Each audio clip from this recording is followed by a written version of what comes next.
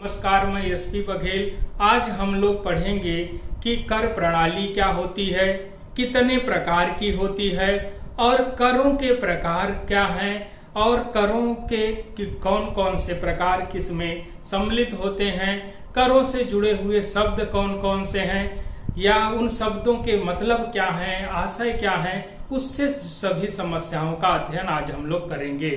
तो देखिए, कभी कभी आप लोग जब पढ़ते हैं तो शब्द आ जाता है कि जैसे कुछ कर हैं उनके साथ लिखा रहता है कर, और कुछ कर ऐसे होते हैं जिनके साथ लिखा रहता है शुल्क, या जो है अंग्रेजी में ड्यूटी लिखा रहता है। जैसे आप कुछ कर हैं, जैसे इनकम टैक्स है, कारपोरेशन टैक्स है, जैसे गिफ्ट टैक्स है, वेल्थ टैक्स है, इन सब के साथ आप टैक्स शब्द जो है पढ़ते हैं। लेकिन कुछ कर ऐसे हैं जिनके साथ आप ड्यूटी पढ़ते हैं, जैसे import duty, export duty, excise duty.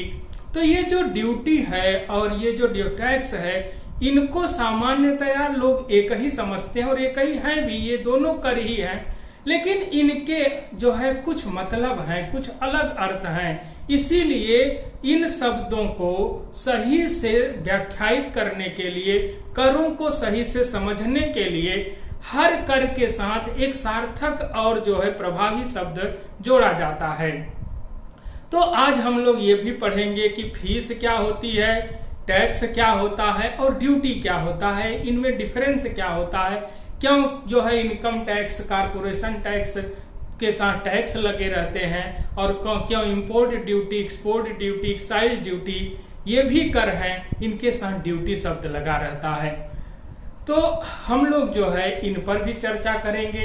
कुछ आप लोगों से पूछ लिया जाता है परीक्षा में, कौन सा प्रोग्रेसिव टैक्स है, कौन सा प्रोपोर्शनल टैक्स है, कौन सा रिग्रेसिव टैक्स है और कौन सा डिग्रेसिव टैक्स है। तो आज हम लोग ये पढ़ेंगे types of tax and system of tax. तो हम लोग जो है इससे जुड़े हुए सारे शब्दों पर आज चर्चा करेंगे।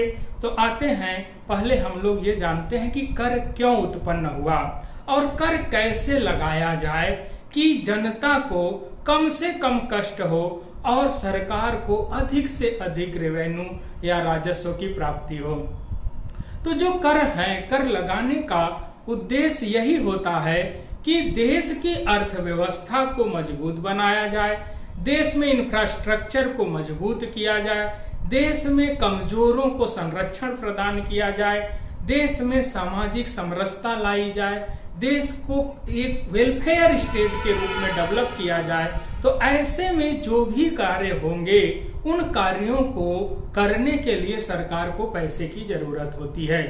अब जब सरकार सभी को जो है संतुष्ट, सभी को सुखी बनाने की मैक्सिमम कोशिश करेगी, तो ऐसे में वो जो भी सुविधाएं, जो भी फैसिलिटीज प्रोवाइड करेगी, उसके लिए पैसे की जरूरत होती। इसीलिए कर की व्यवस्था की जाती है। कर का मुख्य उद्देश्य ही यह है कि जो सुविधाएं सरकार दे रही है लोगों को, उन सुविधाओं के बदले लोगों से या कुछ लोगों से कर वसूल किया जाए। लेकिन सवाल यह उठता है कि कर किस पर लगाया जाए और किस दर से लगाया जाए, ताकि जो है करदाता को कम से कम कष्ट या कम से कम जो है तकलीफ हो और सरकार को अधिक से अधिक कर की प्राप्ति हो।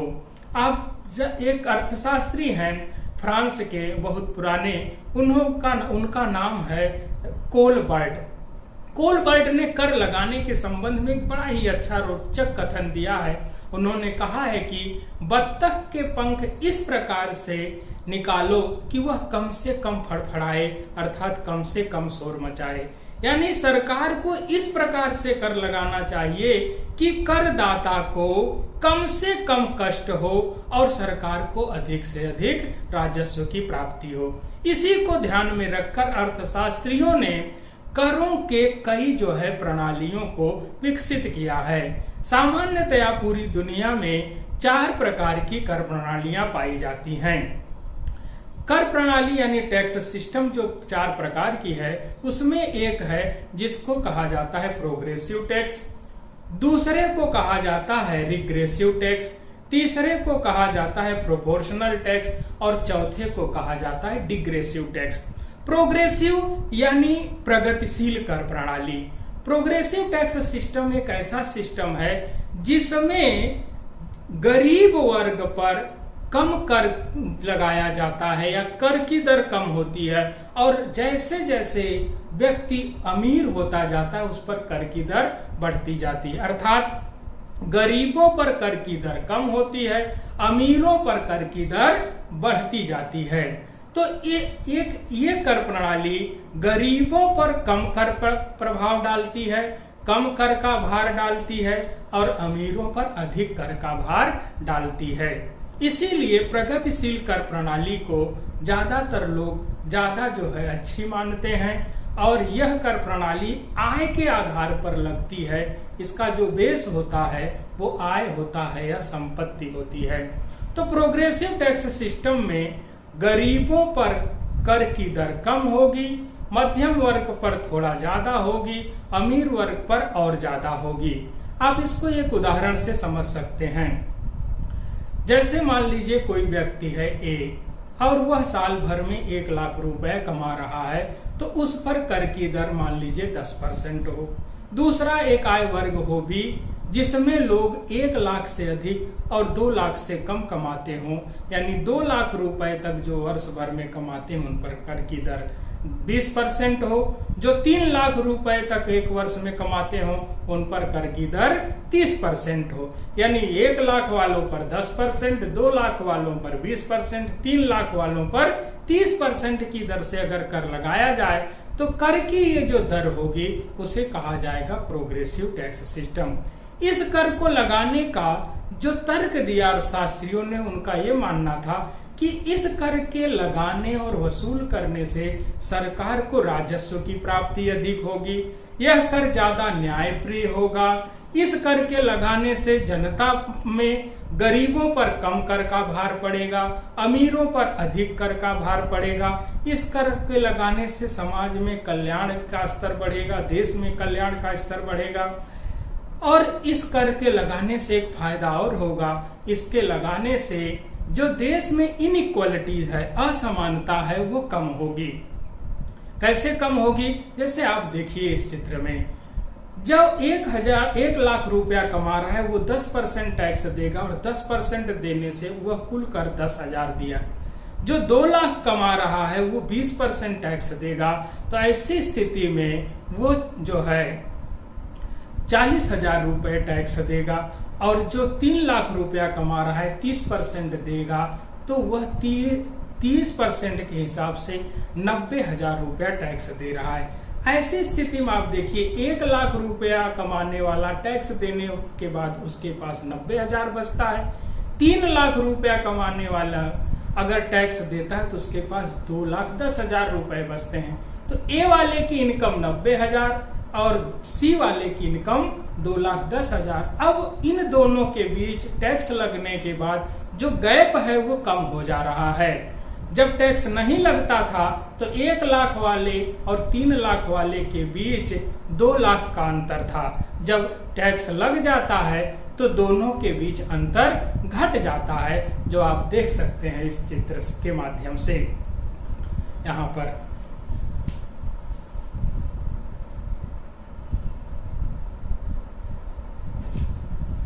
अब एक अगली कर प्रणाली, अब इसमें कुछ अर्थशास्त्री कहते हैं कि यह कर प्रणाली जो है समाज में अमीरों को बचत करने के लिए हतोत्साहित करेगी, अमीर बनने के लिए हतोत्साहित करेगी। अमीर देश छोड़कर दूसरे देशों में चला जाएगा, इसलिए यह कर प्रणाली जो है देश के विकास में अप्रत्यक्ष रूप से प्रभावित करेगी, क्योंकि अमीरों का पलायन होना शुरू हो जाएगा, क्योंकि अमीरों पर अधिक कर लग रहा है।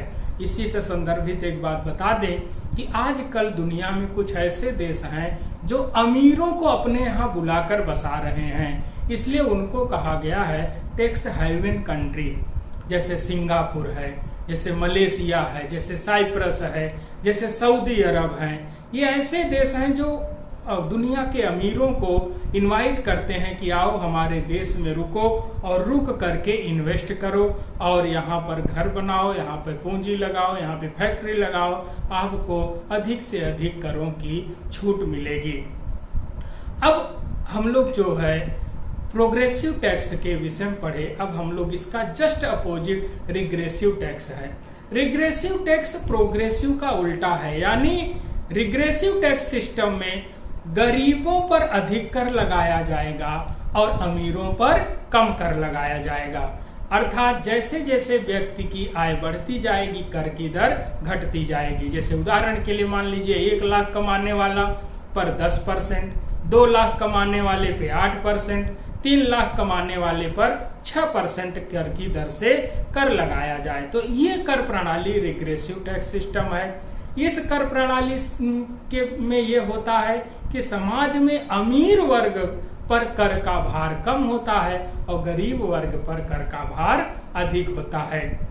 इस कर प्रणाली का भी बहुत अर्थशास्त्री विरोध करते हैं क्योंकि इसमें गरीबों पर अत्यधिक टैक्स बर्डन पड़ता है। इसीलिए बहुत से जो इनकम है या कारपोरेशन है उससे संबंधित जो कर होता है वो कर आपका रिग्रेसिव टैक्स सिस्टम के तहत नहीं आता। लेकिन ध्यान रहे जो हानिकारक वस्तुएं हैं, जो समाज के लिए हानिकारक हैं, जो स्वास्थ्य के लिए हानिकारक हैं, उन पर जो कर लगता है वो रिग्रेसिव टाइप का होता है। इसीलिए कर का नाम है सिन टैक्स, SIN, सिन टैक्स। जो सिन टैक्स है जिसको पाप कर भी कहते हैं, यानी जो शराब पर लगता है, अफीम पर लगता है, हीरोइन पर लगता है और तंबाकू पर लगता है, इस कर को जो है सिन टैक्स कहा जाता है। ये रिग्रेसिव प्रवृत्ति का होता है। अगला जो कर है, अब कुछ अर्थशास्त्री कहते हैं प्रोग्रेसिव टैक्स लगाइए, कुछ अर्थशास्त्री कहते हैं रिग्रेसिव लगाइए, तो कुछ अर्थशास्त्री दोनों के बीच का रास्ता निकाले। कहें ऐसा है कि ना अमीरों पे ज्यादा लगाइए ना गरीबों पे ज्यादा लगाइए, बल्कि ऐसा करिए सब पर एक निश्चित अनुपात में कर लगा दीजिए। चाहे अमीर वर्ग हो चाहे गरीब वर्ग, जिसकी जितनी आय होगी वो एक फिक्स अनुपात में सबको कर देगा, सरकार को कर देगा। तो इसीलिए तीसरी कर प्रणाली आई जिसको कहा गया आनुपातिक कर प्रणाली। आनुपातिक यानी प्रोपोर्शनल टैक्स सिस्टम। इसमें 1 लाख वाले पर भी 10% टैक्स लगेगा, 2 लाख वालों पर भी 10%, 3 लाख वालों पर भी 10%। तो जो प्रोपोर्शनल टैक्स है ज्यादा लोकप्रिय है और ये जो प्रोपोर्शनल टैक्स है भारत में लगने वाले जितने भी इनडायरेक्ट टैक्स हैं जैसे GST है वो प्रोपोर्शनल टाइप का ही है। प्रोपोर्शनल टैक्स है जैसे मान लीजिए सरकार ने लगा दिया जो है बिक्री कर लगा दिया, सरकार ने उत्पाद शुल्क लगा दिया, सरकार ने आयात निर्यात शुल्क, जो भी शुल्क सरकार लगाए वस्तुओं और सेवाओं पर, आप चाहे 100 रुपए का सामान खरीदिए चाहे आप 1 लाख का सामान खरीदिए, उस पर कर की दर 10% ही होगी। तो ये प्रोपोर्शनल टैक्स जो है भारत में इनडायरेक्ट टैक्स के तहत आता है और ये अब इनडायरेक्ट टैक्स जितने हैं वो सब के सब GST में शामिल हो गए हैं। तो GST में हम लोग इस पर विशेष रूप से चर्चा करेंगे। अब इसके अलावा प्रोग्रेसिव, रिग्रेसिव, प्रोपोर्शनल के बाद चौथा जो टैक्स सिस्टम है वो सिस्टम है डिग्रेसिव, जिसको अधोगामी कर प्रणाली कहते हैं। अधोगामी में डिग्रेसिव में ये होता है इसमें 2 टैक्स सिस्टम को ऐड करके बनाया गया है, एक प्रोग्रेसिव टैक्स सिस्टम और दूसरा प्रोपोर्शनल। यानी आय की एक सीमा तक कर की दर बढ़ती हुई होती है, आय की एक सीमा के बाद कर की दर स्थिर हो जाती है। जैसे भारत में इनकम टैक्स है, भारत में इनकम टैक्स में आप पढ़ेंगे तो जो अब है या पुराना टैक्स सिस्टम पढ़ें तो पुराने का उदाहरण ले लें जिसमें यह था कि जो है 2.5 लाख रुपए तक कोई अगर कमा रहा है तो उसके ऊपर कोई कर नहीं लगेगा। 2.5 लाख से 5 लाख कमा रहा है तो उस पर 10% लगता था, 5 लाख से 10 लाख कमा रहा है तो उस पर 20%, और 10 लाख से ऊपर कमा रहा है चाहे 20 लाख कमाए चाहे 40 लाख चाहे 60 लाख उस पर 30% टैक्स लगता है। यानी 0% से लेकर के 30% तक टैक्स रेट जो है वो प्रोग्रेसिव है, 30% के बाद टैक्स रेट जो है वो प्रोपोर्शनल हो जाता है भारत में। तो भारत में जो इनकम टैक्स लग रहा है वो जो है प्रोग्रेसिव प्लस जो है प्रोपोर्शनल का मिश्रण है जिसको डिग्रेसिव कहा जाता है। तो आपकी परीक्षा में बहुत बार यह प्रश्न पूछा है कि डिग्रेसिव टैक्स में कौन कौन से टैक्स सिस्टम पाए जाते हैं। तो आप कहेंगे कि प्रोग्रेसिव प्लस प्रोपोर्शनल। आप इन जो है चारों को इस डायग्राम के साथ भी एक बार फिर देख सकते हैं। अब हम लोग चर्चा करेंगे कि करों के प्रकार क्या हैं और करों से जुड़े हुए शब्दावली क्या। तो कर मुख्यतः दो प्रकार के हैं, एक डायरेक्ट और एक इनडायरेक्ट। इससे पहले तीन शब्दावली और समझ लेते हैं। तो देखिए, एक हम लोग शुरू में चर्चा किए थे, एक शब्द होता है कर और एक शब्द होता है शुल्क और एक शब्द होता है उपकर और एक शब्द होता है अधिभार और एक शब्द होता है मूल्यानुसार कर और एक शब्द होता है विशिष्ट कर। तो हम इन शब्दावलियों पर भी समझ लेते हैं। देखिए, कर की अगर परिभाषा आपकी परीक्षा में पूछता है कर किसे कहते हैं, तो आप कहेंगे कि कर एक अनिवार्य अंशदान है जो प्रत्येक उस व्यक्ति को देना पड़ता है जो सरकार के कर नियमानुसार कर के दायरे में आता है। आयकर अधिनियम हो, चाहे आपका जीएसटी का प्रावधान है, जो भी व्यक्ति सरकार द्वारा निर्धारित सीमा के अधीन आ रहा है, ये उसकी आय आ रही है एक निश्चित सीमा में, उसकी संपत्ति आ रही है, उस पर अनिवार्य रूप से कर अदा करना पड़ता है। तो कर एक अनिवार्य अंशदान है जो उस प्रत्येक व्यक्ति को अदा करना पड़ता है जो आयकर की दायरे में या संपत्ति कर के दायरे में या वस्तु एवं सेवा कर के दायरे में आता है। कर के बदले सरकार किसी भी करदाता को कोई डायरेक्ट बेनिफिट नहीं देता है। सरकार देती है, किसी को नहीं। जैसे हमारी इनकम मान लीजिए 10 लाख है और हम सरकार को 2 लाख इनकम टैक्स दे रहे हैं, तो सरकार डायरेक्ट हमको कर के बदले कुछ नहीं देगी। तो कर के बदले सरकार करदाता को प्रत्यक्ष रूप से कोई जो है सुख सुविधा या लाभ नहीं देती है। इसलिए कर सरकार की मुफ्त की आय है और करदाता के लिए यह अनिवार्य अंशदान है।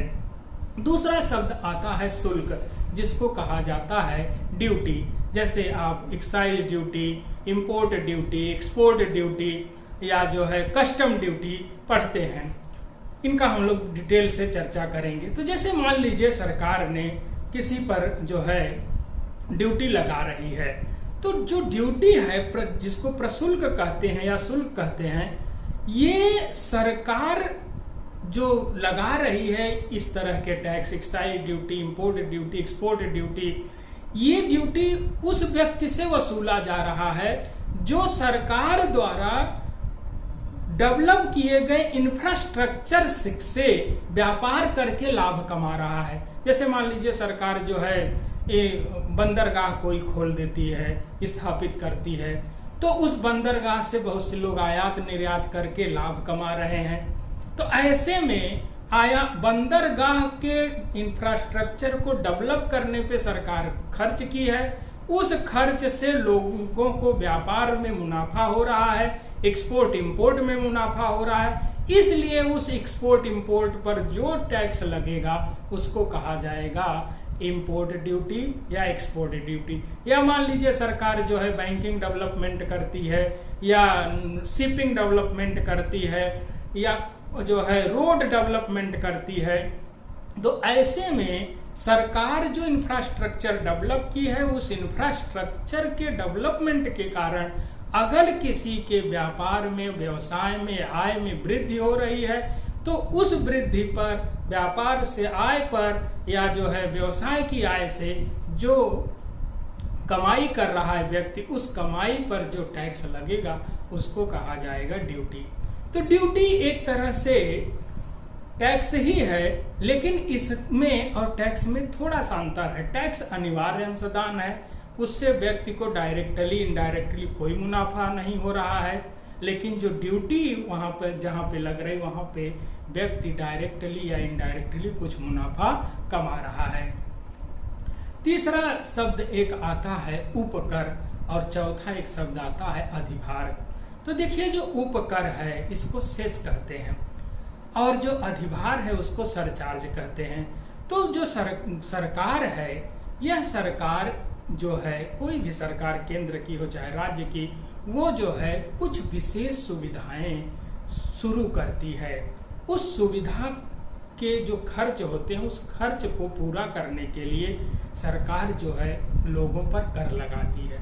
तो जब किसी सरकारी सुविधा को निःशुल्क जनता में उपलब्ध कराई जाती है तो उस सुविधा का खर्च उठाने के लिए सरकार जो कर लगाती है उसको उपकर कहा जाता है।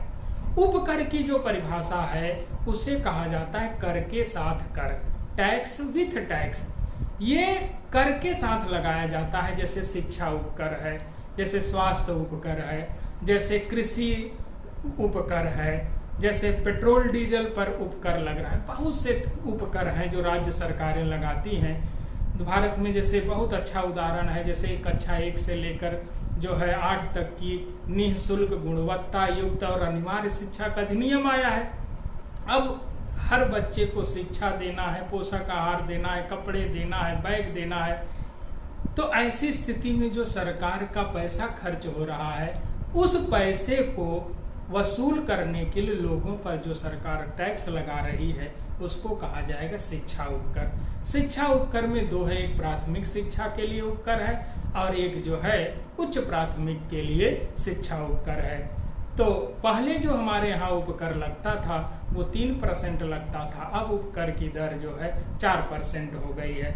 उपकर जो है वो मुख्य रूप से अप्रत्यक्ष करों के साथ ज्यादातर लगाया जाता है। तो इसकी परिभाषा यह हो गई कि किसी विशेष प्रोग्राम को चलाने के लिए, स्पेशल प्रोग्राम को चलाने के लिए जो खर्च होते हैं उस खर्च को पूरा करने के लिए सरकार जो टैक्स लगाती है वो उपकर है। और उस उपकर से जो पैसा प्राप्त करेगी सरकार वो पूरा का पूरा पैसा उसी मद पर खर्च करेगी जिसके लिए उपकर लगाया गया है। जैसे शिक्षा उपकर लगाया गया तो शिक्षा उपकर से जो पैसा आएगा वो शिक्षा पर ही खर्च किया जाएगा। कृषि उपकर लगाया जाएगा तो कृषि पर जो खर्च होगा, किसानों के कल्याण पर जो खर्च होगा वो पैसा जितना कृषि उपकर से आएगा वो किसानों के कल्याण पर खर्च होगा। पर्यावरण उपकर है, स्वच्छता उपकर है, तो ये जो पर्यावरण उपकर लगेगा तो जो पर्यावरण उपकर से पैसा वसूल होगा वो पर्यावरण के सुधार पर खर्च होगा। ये खर्च पैसा जो उपकर से आएगा या जो अधिभार से आएगा उस कर, उपकर और अधिभार को केंद्र सरकार कहीं और नहीं खर्च करेगी, न राज्य सरकारें कहीं और खर्च करेंगी, न इनका किसी के बीच बंटवारा होगा। और तीसरा शब्द आता है अधिभार, यानी जिसको कहते हैं सरचार्ज। सरचार्ज ये इसको कहा जाता है कर के ऊपर कर, टैक्स ऑन टैक्स। अब ये टैक्स ऑन टैक्स यानी कर के ऊपर कर, यह मुख्य रूप से अत्यधिक अमीरों या अमीरों या जो है अत्यधिक मुनाफा या लाभ कमाने वाली घरेलू या विदेशी कंपनियों के ऊपर जितना कर बनता है उस कर के ऊपर लगाया जाता है। इसीलिए जितना एक व्यक्ति एक वर्ष में कर देगा उस कर पर पुनः कर लगा करके जब कर वसूल किया जाता है तब इसे सरचार्ज या अधिभार कहा जाता है।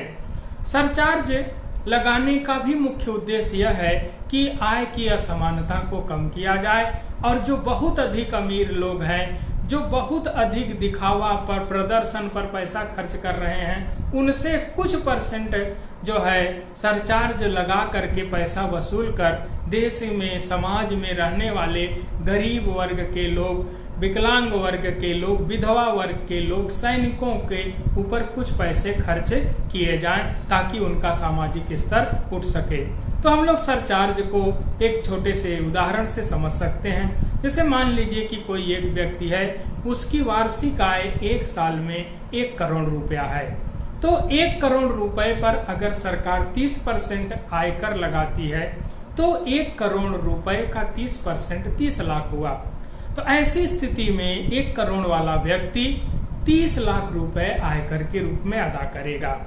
अगर मान लीजिए सरकार ये प्रावधान कर दे कि 1 करोड़ रुपया जो एक वर्ष में कमा रहे हैं उन पर जो है 10% सरचार्ज लगेगा, तो ऐसी स्थिति में सरचार्ज देने वाले व्यक्ति पर अब कर का भार बढ़ जाएगा। वो ऐसे बढ़ेगा कि पहले वो 1 करोड़ पर 30 लाख रुपए जो है इनकम टैक्स के रूप में देता था। अब वो जब सरचार्ज देगा 10%, तो आप यहाँ ध्यान रखिएगा 30% इनकम टैक्स में 10% सरचार्ज जोड़िएगा नहीं आप, नहीं तो 40% हो जाएगा। इसलिए इसकी गणना करने के लिए आप ऐसे समझिए 1 करोड़ पर 30% इनकम टैक्स लगा तो कुल कर बना उसके ऊपर 30 लाख रुपया। अब 30 लाख पर 10% सरचार्ज लगेगा तो 30 लाख का 10% 3 लाख रुपया। तो ऐसी स्थिति में अब व्यक्ति द्वारा जो है कुल कर जो अदा किया जाएगा 30% इनकम टैक्स और जो है 30% का 10% यानी 3 लाख रुपया सरचार्ज, यानी व्यक्ति कुल 33 लाख रुपए वो टैक्स के रूप में भारत सरकार को अदा करेगा। तो टैक्स ऑन टैक्स सरचार्ज होता है, टैक्स विथ टैक्स जो है आपका सेस होता है। तो जो आपका कर लगाया जाता है, कर जो है अनिवार्य जो है अंशदान होता है। आपका जो ड्यूटी है वो आपको कुछ सरकार जो इंफ्रास्ट्रक्चर डेवलप की है उस इंफ्रास्ट्रक्चर के कारण अगर आपको लाभ हो रहा है, आय हो रही, मुनाफा हो रही है, तो उस पर जो टैक्स लगेगा, उससे संबंधित जो टैक्स लगेगा वो एक्साइज ड्यूटी होगा, इंपोर्ट ड्यूटी होगी, एक्सपोर्ट ड्यूटी होगी। और फिर इधर आपका एड वैलोरम टैक्स है जो आप पर लगेगा मूल्य के अनुसार, प्रति यूनिट जो है जितना भी मूल्य हो वो मूल्य के अनुसार जब कर लगा तो वो एड वैलोरम टैक्स हुआ। जब मात्रा, वजन, लीटर, मीटर के आधार पर टैक्स लगे तो वो स्पेसिफिक टैक्स हुआ। तो इस प्रकार से जो कर है उन करों के जो है सिस्टम है उनको हम लोग समझे। अब हम लोग अगले लेक्चर में करों के प्रकार को पढ़ेंगे। धन्यवाद।